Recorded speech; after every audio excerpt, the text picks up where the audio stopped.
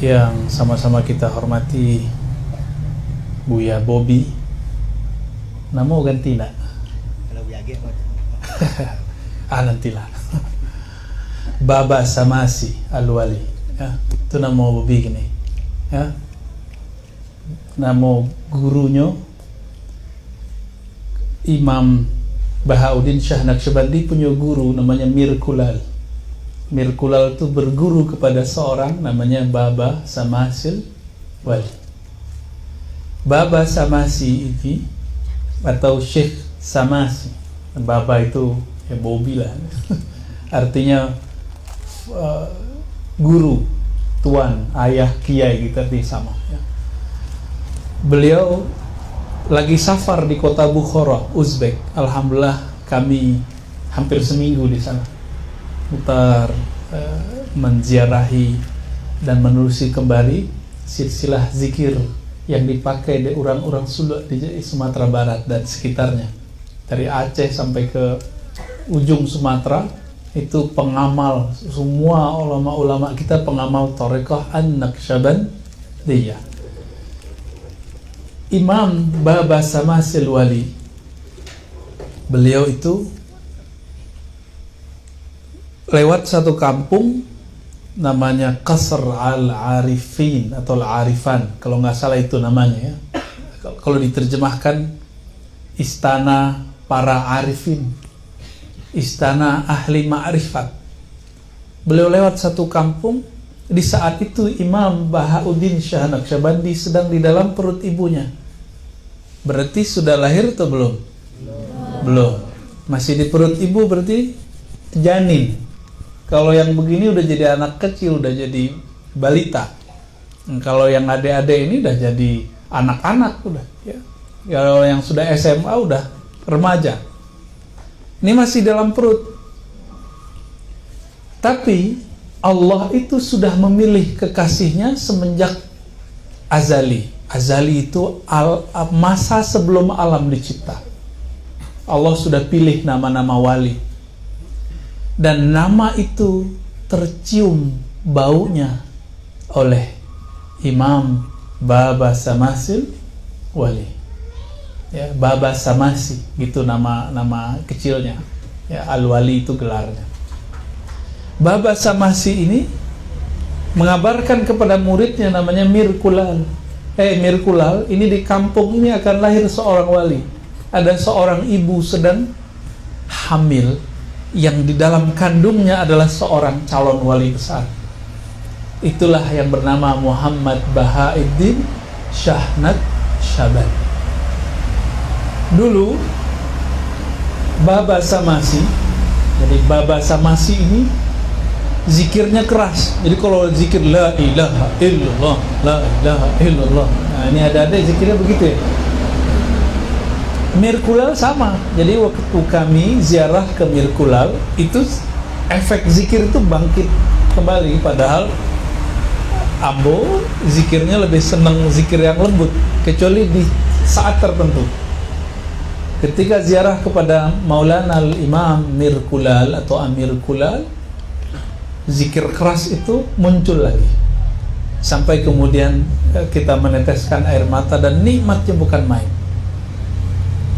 Tapi setiap kali Imam Bahauddin Shah Naqsyabandi sholat di sana, habis sholat, ba'da sholat, beliau cuma zikir sebentar langsung keluar. Akhirnya khalifah-khalifah asisten dari guru Mir Kulal ini mulai curiga dan kurang berkenan dengan sikap Imam Bahauddin Shah Naqsyabandi. Perasaannya gimana? Kita lagi doa, lagi zikir, terus ada orang pergi. Perasaannya gimana? Tersinggung nggak? Oh, berarti belum zikir. Kalau kita zikir ada orang pergi, yang gak usah tersinggung, kita lagi asik sama Allah. Kalau sekarang yang kabur-kabur lagi zikir siapa? Ya, kelompok anti sufi, anti tarekat, ya, salafi.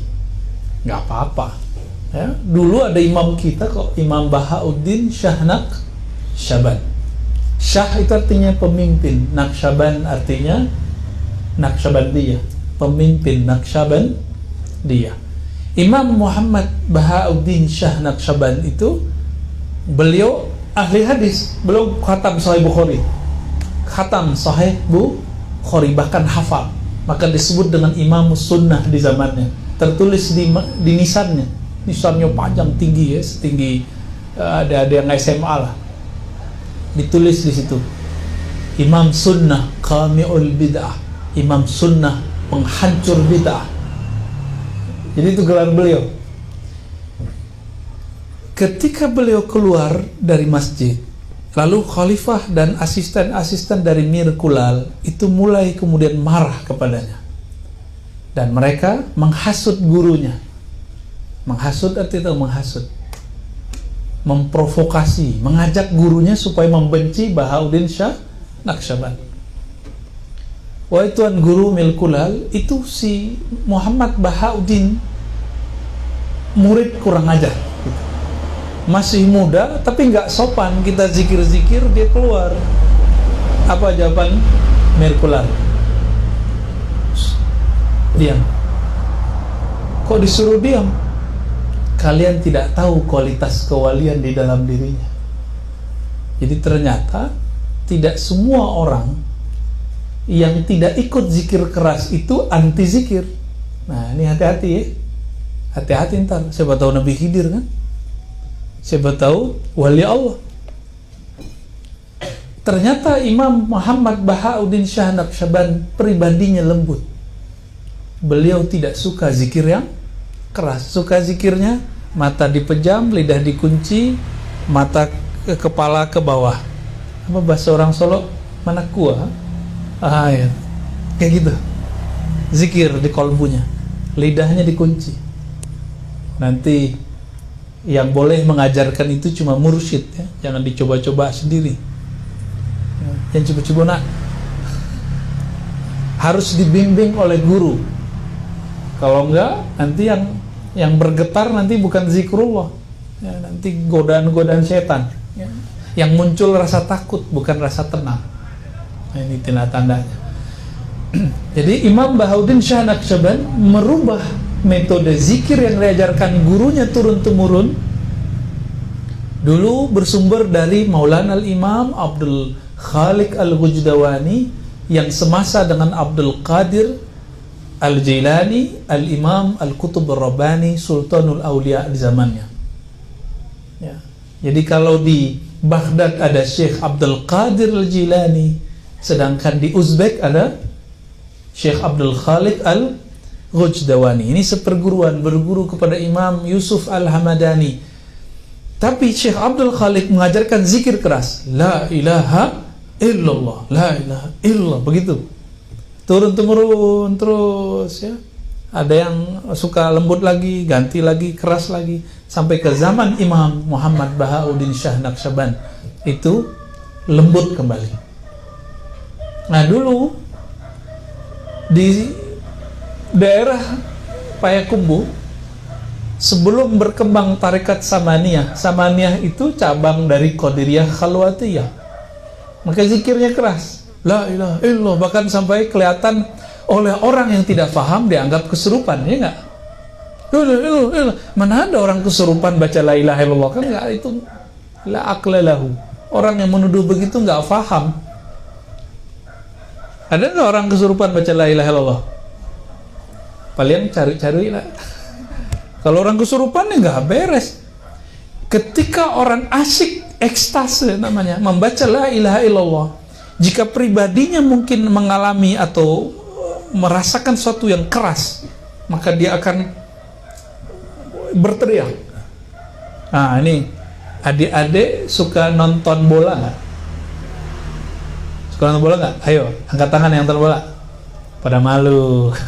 Nggak haram kok ya. Yang senyum pasti suka tuh ya. Udah angguk-angguk aja tadi tuh.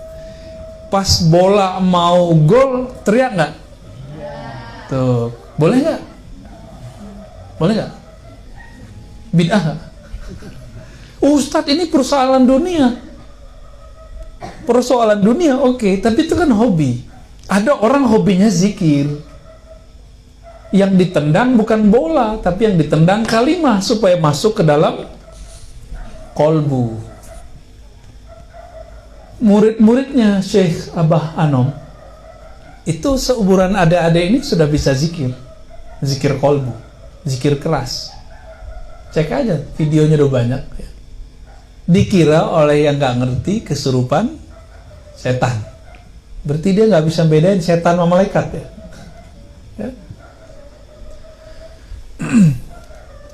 Ya, dari persoalan nama jadi ke Imam Naqsyabandi deh.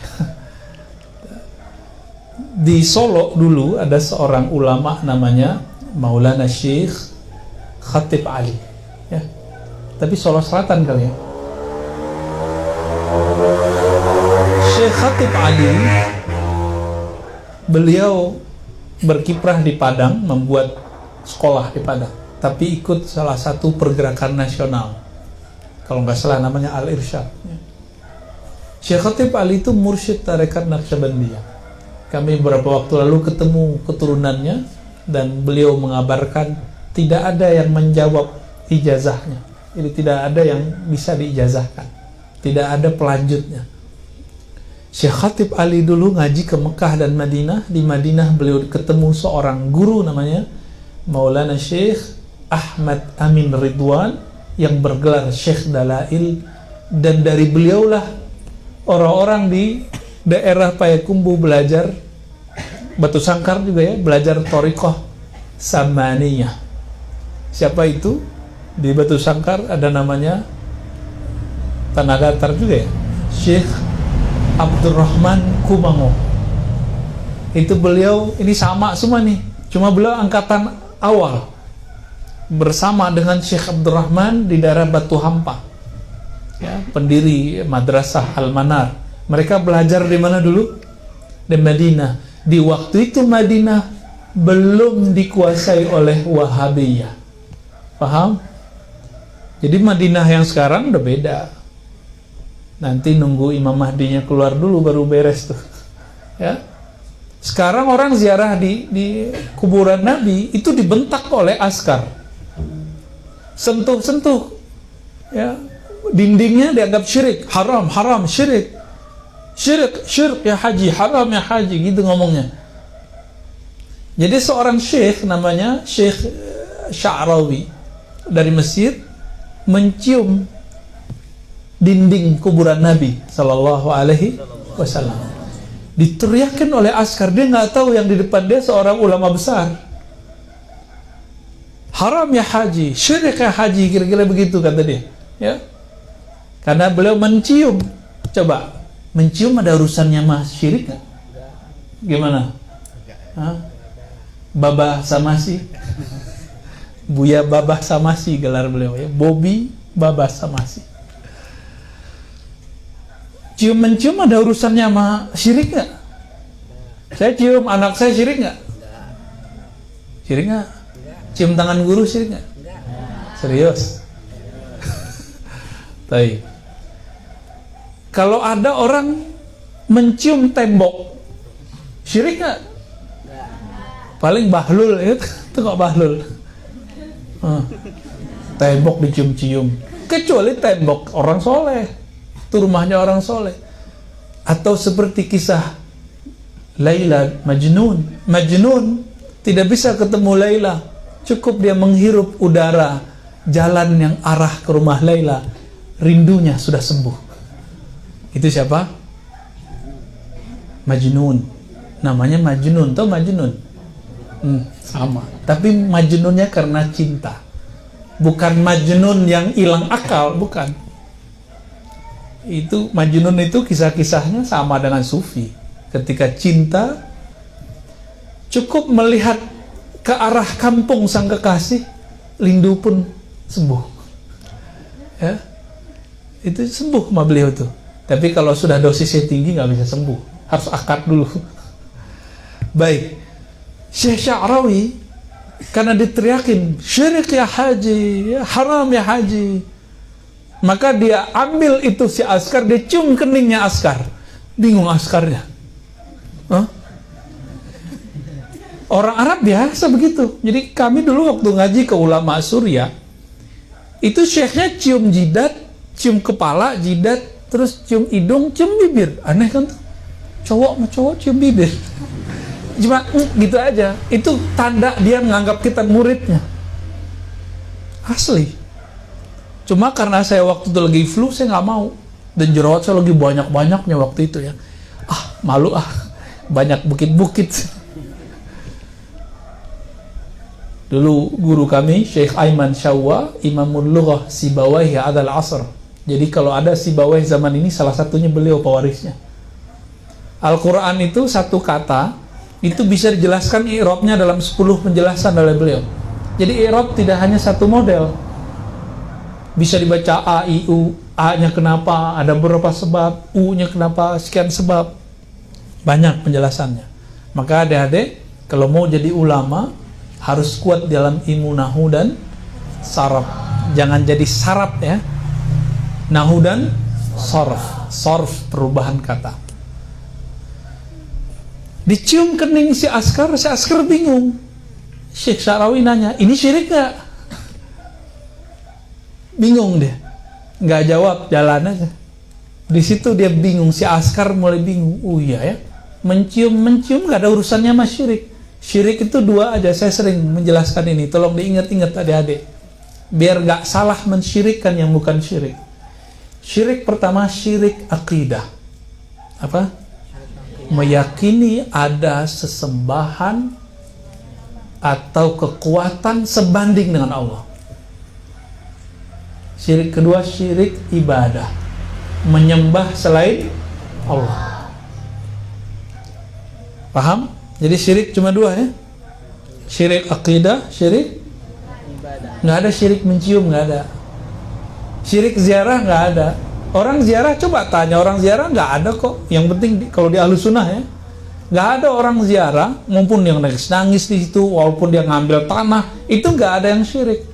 Cuma ngambil tanah ini yang bermasalah. Nah, ini dipermasalahkan ulama ya. Sebaiknya tidak.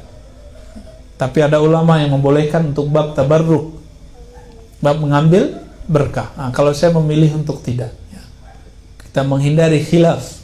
Al-khuruj minal khilaf mustahab. Begitu perkataan ulama. Keluar dari khilaf, dari perdebatan itu dianjurkan. Baik. Syekh Khatib Ali itu dulu belajar kepada Syekh Ahmad Amin Ridwan Al-Madani. Gelarnya Syekh Dalail. Dalail tahu nggak kitab apa itu?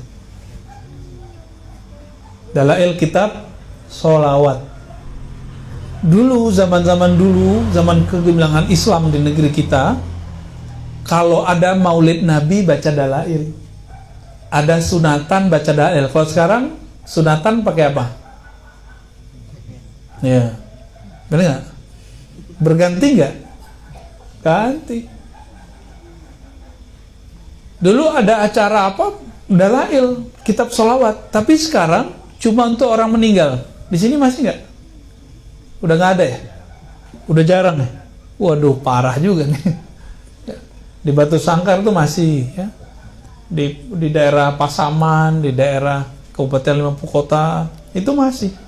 Orang kalau ada acara apa, tapi sekarang tersisa cuma mau meninggal. Kitab Dalail. Nah, beliau punya silsilahnya itu, punya sanadnya. Sayang beliau dulu berkiprahnya di Padang, jadi di sini mungkin murid-muridnya tidak banyak ya. Udah keburu meninggal. Nanti kalau Buya Baba Samasi ini ketemu muridnya beliau atau murid dari murid beliau, tolong kabar.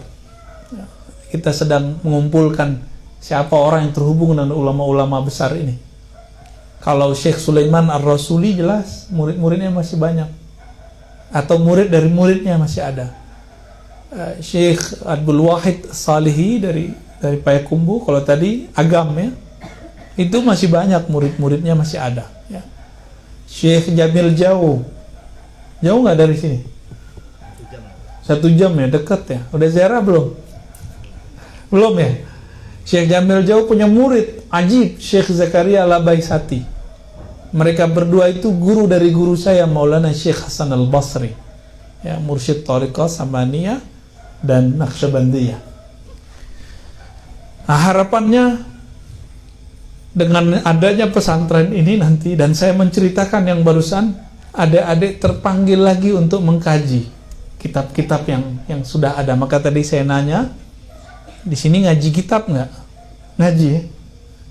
Beneran ngaji? Alhamdulillah. Terpaksa nggak ngajinya? Serius? Nah, itu karena sering sholawat tuh berkah. Orang kalau sering sholawat hilang stres. Maka suatu pesantren kalau sering disolawatin, insya Allah nggak ada orang benar-benar kesurupan. Paling-paling pengen pulang. Ya. Karena kalau udah sholawat, satu sholawat berapa keberkahan? 10. Itu jin mau masuk dari mana? Ya, setan mau masuk dari mana? Nggak bisa masuk karena dia sholawat. Itulah rahasianya di ma'had dulu kami ngaji, tempat ma'had Darus Sunnah yang dipimpin oleh Syekh Ali Mustafa Yaqub, Allah yarham. Itu hampir nggak pernah ada kesurupan kecuali dibawa orang dari luar. Kenapa? Setiap malam kami membaca hadis, minimal 50 hadis, dan setiap nyebut nama Nabi kami sholawat. Sallallahu alaihi Muhammad, sallallahu alaihi wasallam. Begitu terus 4 tahun. Dan alhamdulillah Allah izinkan kami tinggal di sana, belajar dan mengajar di sana 15 tahun. Hitung aja tuh aset sholawatnya. Alhamdulillah penuh keberkahan, ya. Dan tidak akan pernah merugi orang-orang yang bersolawat, ya. Nah, gerakan solawat itulah yang membuat suatu kampung mendapatkan kesejukan rohani. Siapakah yang disolawatkan itu sehingga negeri kita sejuk? Orang yang penuh dengan tadi yang disebut penuh ilmu. Nah, ini saya dengar-dengar nih, ada orang Minangkabau, orang Sumatera Barat tidak percaya dengan Habib. Ya, ada ya? Ada. Nggak tahu dekat sini apa dekat sono ya. Ini mulai bahaya ini, Pak. Nggak percaya dengan keturunan Rasulullah itu sama dengan tidak percaya kepada Rasulullah. Loh, kok bisa begitu? Baca Sahih Bukhari, baca Sahih Muslim. Dalam Sahih Bukhari kitab bab tentang cara selawat. Sahabat Nabi bertanya, wahai Rasulullah, kami tahu bagaimana cara mengucapkan salam kepada engkau. Lalu bagaimana cara mengucapkan salawat kepada engkau? Apa jawaban Nabi? Qulu Allahumma salli ala Muhammad. Katakan, ya Allah, sampaikan salawat kepada Nabi Muhammad wa ala alihi dan keluarganya. Dan di riwayat berikutnya ditambahkan wa azwajihi wa dzurriyyati wa azwajihi ummahatil mu'minin wa dzurriyyati. Ada tambahan wa dzurriyyati. Ini ada di Sahih Bukhari, ada di Sahih Muslim. Apa arti zuriat? Keturunan Rasulullah sallallahu alaihi wasallam. Ketika Nabi mengatakan zuriat, berarti Nabi sudah tahu kalau zuriatnya akan berkembang di akhir sampai akhir zaman. Maka dalam hadis Imam Abu Nuaim dikatakan, kullu nasabin inqata'a illa nasabi. Semua nasab terputus kecuali nasabku. Nasab Nabi nggak terputus. Coba tanya sama ayah ibunya. Paling-paling atua, ya kan? Inyek, betul. Mbah. Paling cuma 4. Sekelas Syekh Ahmad Khatib Al-Minangkabawi Al-Makki, itu cuma bisa ngecek sampai 4 generasi ke atas, udah nggak bisa. Syekh Ahmad Khatib, ulama kita yang tinggal di Mekah, jadi mufti di Mekah, dan beliau nulis di kitab warisnya persoalan itu, dan dalam kitab tentang biografi dirinya. Nah, kalau ada keturunan Rasulullah datang ke sini, udah datang Habib Jindan deh. Habib Jindan siapa lagi? Habib Novel Idrus. Itu cek, tanya mereka. Itu sanadnya mereka bisa bacakan sampai kepada Rasulullah, dan Rasulullah sampai ke Nabi Adam. Bayangkan. Nah, ada yang nggak bisa begitu? Kan nggak ada. Ini adalah jaminan dari Nabi Muhammad sallallahu alaihi wasallam. Ya. Apa kata Nabi? Ahibbu ahla baiti hubban li. Sayangilah ahlu baitku karena sayang kepadaku. Cintai ahlu baitku karena cinta kepadaku. Jadi bukan karena kita cinta Habib Jindan, dirinya bukan, tapi karena kita cinta menjidnya, kakeknya siapa? Ya. Kita cinta Habib Umar nggak? Tahu Habib Umar ya? Ini salawatnya salawat Habib Umar tuh sebagian tuh. Kenapa? Karena beliau keturunan Rasulullah, di dalam darahnya itu ada darah Rasulullah Sallallahu Alaihi Wasallam. Dan tolong dibedakan, cinta zuriat Nabi bukanlah Syiah. Tolong dibedakan ya. Cinta zuriat Nabi bukanlah Syiah. Apa arti Syiah? Kelompok yang fanatis mencintai Sayyidina Ali, Sayyidatuna Fatimah, Hasan Hussein, lalu menghujat Abu Bakar, Umar, Utsman dan sahabat-sahabat yang lain. Ini nggak masuk. Ini kenapa nih bocah-bocah? Abang.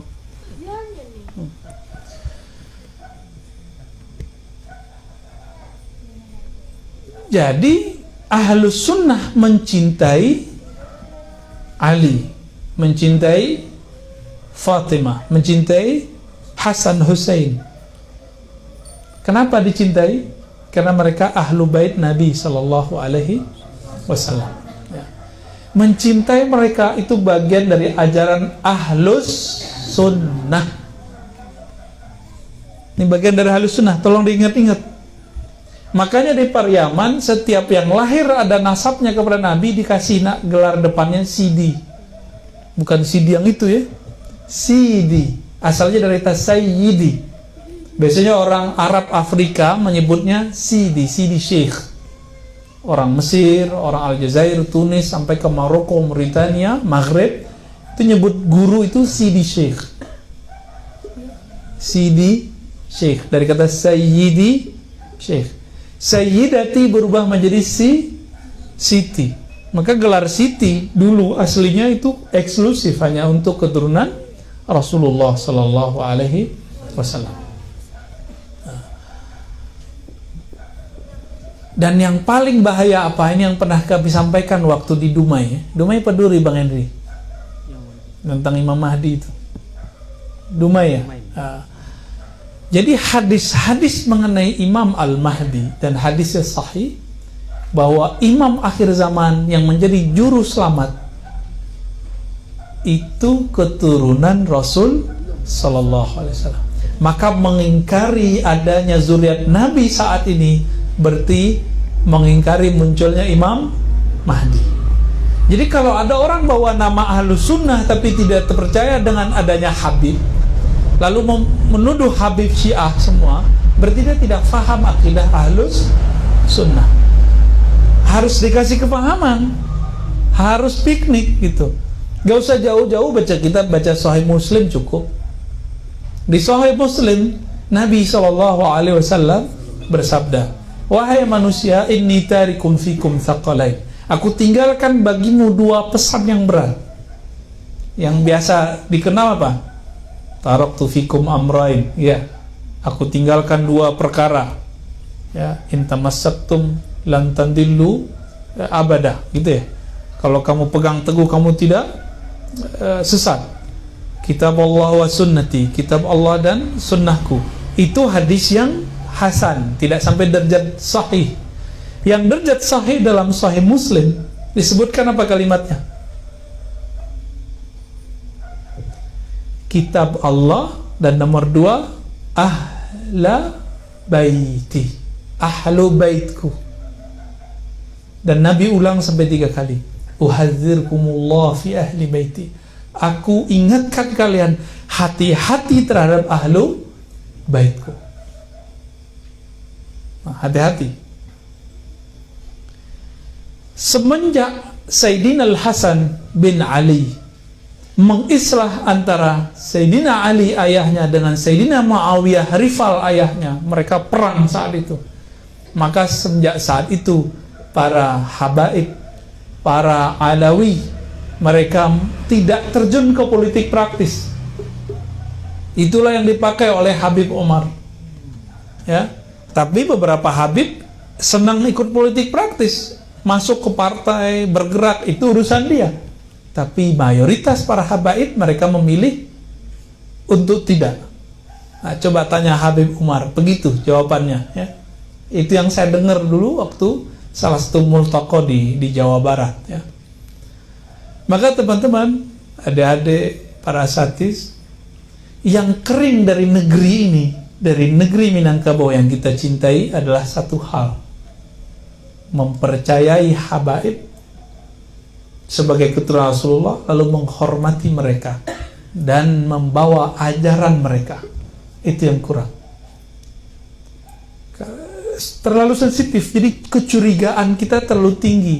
Oh, masa sih ada? Jadi semuanya diakal-akali. Apalagi yang paling lucu, orang Minangkabau meragukan nasab keturunan Nabi karena keturunan Nabi lewat Fatimah. Fatimah kan perempuan, Ustaz. Loh, ente orang Minangkabau, nasabnya ke ibu ke ayah. Berarti kalau meragukan nasab Fatimah, nasab Hasan Hussein ke Fatimah, berarti orang Minangkabau nggak ada yang sah tuh, ya. Mau nggak digituin? Kan nggak ada yang mau kita material, ngikutin itu sebenarnya, boleh-boleh aja. Dan itu spesial. Sayyidah Fatimah disebut Fatim karena beliau tidak pernah haid. Begitu dalam riwayatnya. Tidak tahu hakikatnya apakah begitu, wallahu alam. Cuma riwayatnya begitu. Disebut Fatimah. Kenapa? Fatam artinya terbebas dari darah haid. Ini perempuan kan nggak ada yang terbebas dari darah haid, kecuali dia punya kelainan struktur tubuhnya. Ya, wallahu a'lam. Jadi saya sangat senang ketika Buya Bobby Baba Samasi membawa rasa cinta itu ke negeri ini. Ya. Semoga pergerakan beliau dan para asatis dan para santri, para donatur, para pejuang-pejuang pecinta zuriat Nabi, pencinta Ahlus Sunnah diberkahi oleh Allah. Amin. Al-Fatihah. Bismillahirrahmanirrahim. Maliki yaumiddin, iyyaka na'budu wa iyyaka nasta'in. Shiratal ladzina an'amta 'alaihim waladdallin.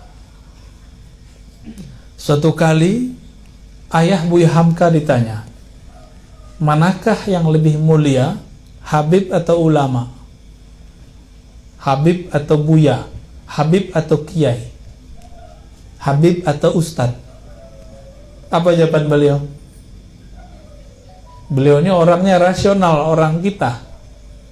Kalau si Habibnya nggak alim, maka ulamanya yang mulia ilmunya. Tapi kalau si Habibnya alim, maka dia mulia 2 kali derajat. Satu mulia nasab, yang kedua mulia ilmu. Kita yang bukan keturunan Rasulullah nggak usah khawatir, ya. Hadis yang sering saya bacakan, ternyata ada Habib sebelum Ramadan kesini membahas hal yang sama. Al ulama warasatul anbiya, ulama pewaris para nabi.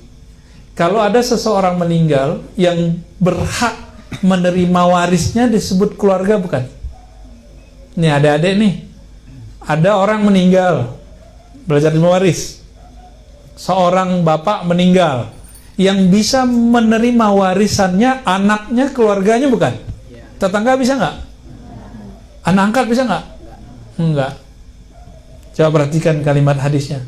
Al ulama warasatul anbiya.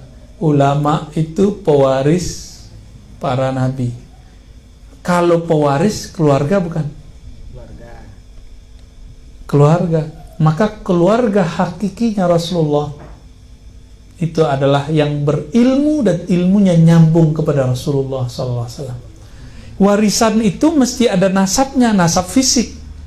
Kalau ilmu tentang nubuat, ilmu tentang ma'rifatullah, itu juga ada nasabnya, nasab keilmuan namanya. Karena kita sebagian besar bukan zuriat Rasulullah SAW, bukan keturunan, maka carilah nasab yang paling paten, paling hakiki, yaitu nasab keilmuan. Nah, maka insya Allah ini besok saya mau buat daurah. Alhamdulillah ada kawan-kawan kita sudah mulai semangat membahas tentang silsilah sanad, dan kita temukan beberapa sanadnya. Insya Allah esok saya akan safar ke Madrasah Tarbiyah Islamiyah Asia Agam, ya. Di situ hari pertama, kedua, ketiga, mungkin kedua dan ketiga itu ada ijazahan kitab-kitab yang dipakai di pesantren. Di sini pakai kitab apa aja nih, Buya? Akidahnya dulu deh. Akidah Jawahir Kalamiyah yang awal. Oke. Jawahir Kalamiyah ya. Itu nggak ada sanadnya tuh. Tapi nggak apa-apa. Ada sanadnya, cuma si mualifnya nggak memberikan sanad. Ya, terus? Kidatul Awam yang Kita tahu ada sanadnya. Kifayatul Awam. Kifayatul Awam. Daruri. Oke, bagus. Antum dapat sanadnya nggak dulu? Sebenarnya belajar tapi nggak tahu sanadnya ya. Nanti kita kasih di sana, insya Allah ya.